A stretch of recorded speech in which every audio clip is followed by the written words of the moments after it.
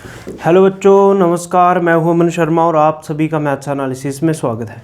इस वीडियो में हम लोग पढ़ने वाले हैं एक्सरसाइज 14.1 का क्वेश्चन नंबर 7।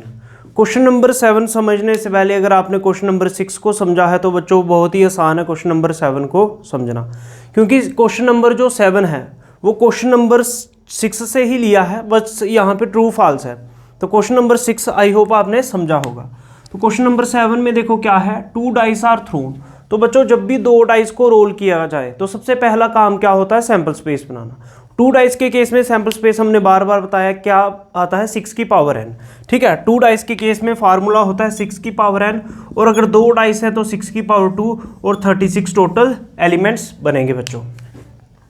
फिर 1 से लेके 6 तक एक बार हॉरिजॉन्टली लिखना है, एक बार वर्टिकली लिखना है। फिर 1 1 1 2 1 3 ऐसे 1 4 1 5 1 6 ये सारे ऑर्डर्ड पेयर। फिर 2 के साथ सभी को, फिर 3 के साथ बच्चों सभी को, फिर 4 के साथ, फिर 5 के साथ सभी को लिखना है, फिर 6 के साथ सभी को लिखना है।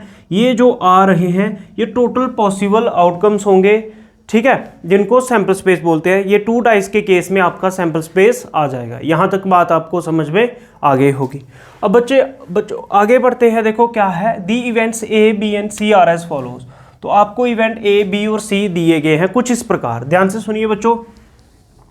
इवेंट ए में लिखना है getting an even number on the first die.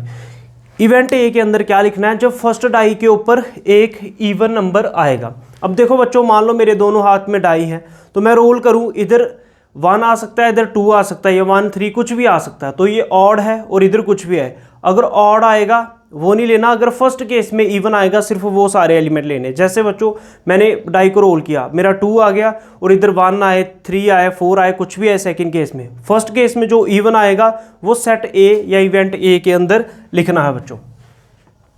तो देखो जैसे ये है, ये सारे फर्स्ट केस में क्या है, 1 1 1 1 1 और 1 क्या होता है, ऑड, ये नहीं लेना। ये देखो 2 वाले सारे फर्स्ट केस में 2 आ रहा है, तो ये कौन से हैं, इवन वाले। ऐसे देखो 4 वाले सारे 4 1 4 2 4 6 तक, और 6 1 6 2 6 3 6 6 तक। तो ये सारे जो मैंने ए लिखा है मतलब ए वाले इवेंट ए के एलिमेंट है। इवेंट ए में क्या चाहिए था आपको, जब इवन नंबर आए फर्स्ट डाई के ऊपर, तो ये मैंने सारे लिख लिए। ये बच्चों इवन आ रहा है फर्स्ट डाई के केस में। इवेंट ए हमने ऐसे लिख लिया 2 1 2 2 अप टू 2 6। बच्चों आपको सारे लिखने हैं, 2 3 भी लिखना, 2 4 2 5 2 6 ऐसे सारे लिखने हैं। सो ऑन का मतलब बीच में एलिमेंट लिखने हैं, ठीक है। फिर 4 1 4 2, फिर 4 6 तक, फिर 6 1 से लेके 6 6 तक। तो ये इवेंट ए लिख लिया। इवेंट ए में क्या, इवन नंबर फर्स्ट डाई के केस में। फिर बी पे चलते हैं बच्चों, getting an odd number on the first die. B पे क्या करना है, जब ऑड नंबर आ रहा है फर्स्ट डाई के केस में। तो फर्स्ट डाई के केस में ऑड नंबर कहाँ पे आ रहा है बच्चों, देखो 1 वाले केस में ऑड है फर्स्ट में, और 3 वाले के केस में फर्स्ट में ऑड है, और 5 वाले के केस में फर्स्ट में ऑड आ रहा है।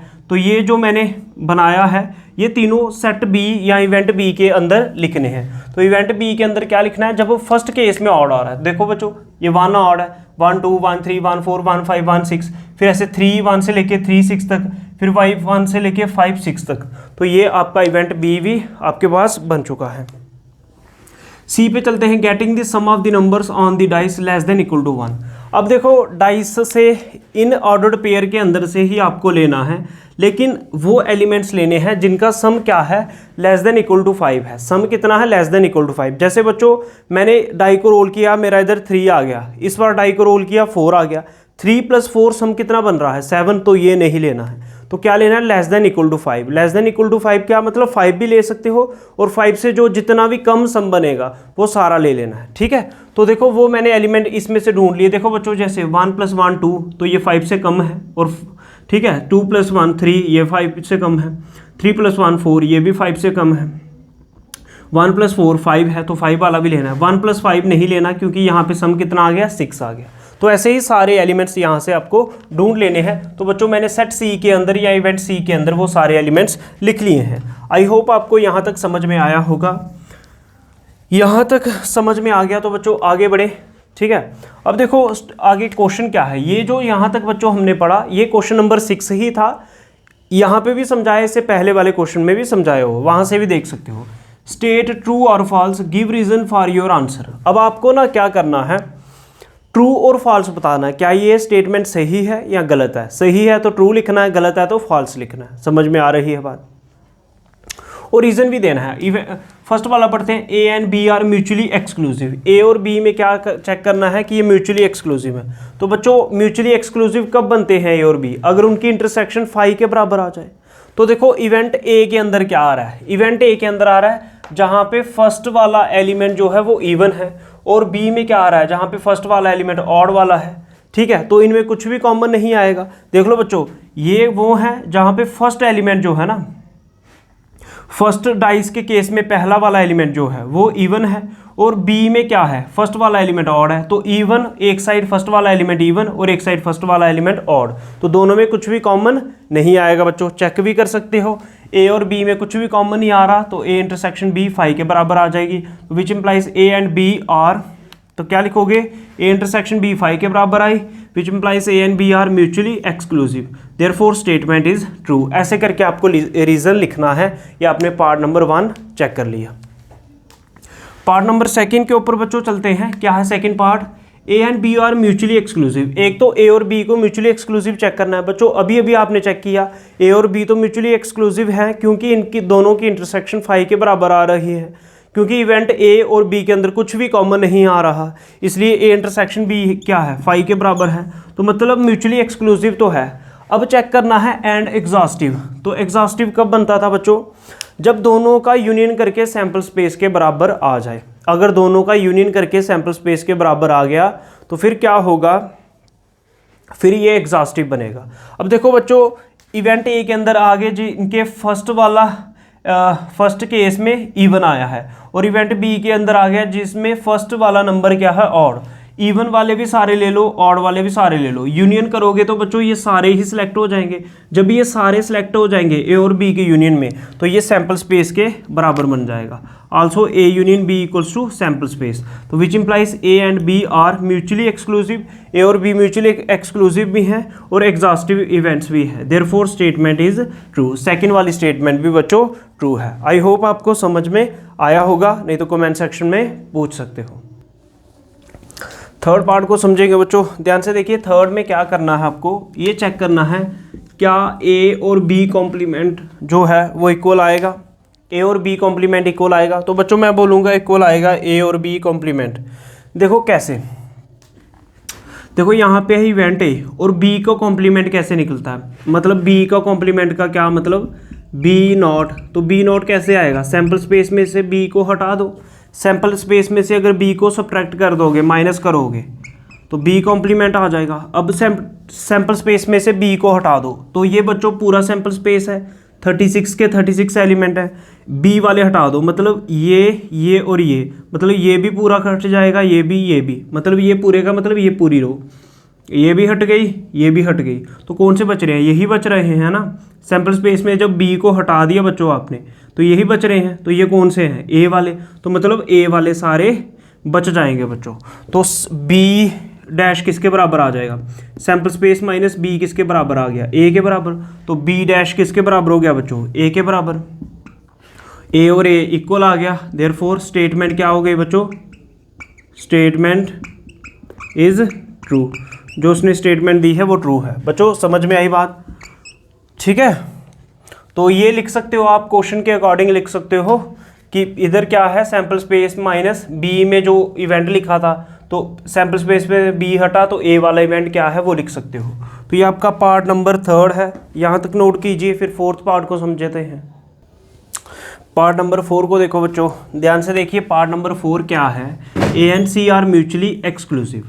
अब चेक करना है क्या ए और सी म्यूचुअली एक्सक्लूसिव है। म्यूचुअली एक्सक्लूसिव के लिए इंटरसेक्शन चेक करनी है। अगर इंटरसेक्शन फाई के बराबर आ गई तो म्यूचुअली एक्सक्लूसिव है। अगर ए इंटरसेक्शन सी फाई के बराबर नहीं है तो म्यूचुअली एक्सक्लूसिव नहीं है बच्चों। तो अब ए और सी में देखो कुछ कॉमन तो नहीं आ रहा, तो देखो ए में क्या आ रहा है, 2 1 2 2 2 3 2 4 2 5 2 6, ऐसे 2 वाले चल रहे हैं। तो सी में देखो क्या 2 1, तो देखो सी में 2 1 और ए में भी 2 1, तो कॉमन आ रहा है, 2 2 कॉमन आ रहा है, 2 2 कॉमन आ रहा है, 2 3 इसमें भी आ रहा है, 2 3 इसमें भी है, ठीक है। फिर और क्या है बच्चों, आगे आ जाओ। इसमें 3 1 है तो ए वाले में 3 वाला नहीं है, 3 2 है सी वाले में, ए में 3 2 वाला नहीं है बच्चों, ए में 4 1 है और सी में भी 4 1 है, तो ये सारे कॉमन एलिमेंट है बच्चों। ए इंटरसेक्शन सी में ये एलिमेंट्स कॉमन आ रहे हैं, तो बच्चों मैंने लिख दिए ये एलिमेंट्स। तो ए इंटरसेक्शन सी जो आपने बच्चों किया वो 5 के बराबर नहीं आया, मतलब A intersection C is not equals to 5।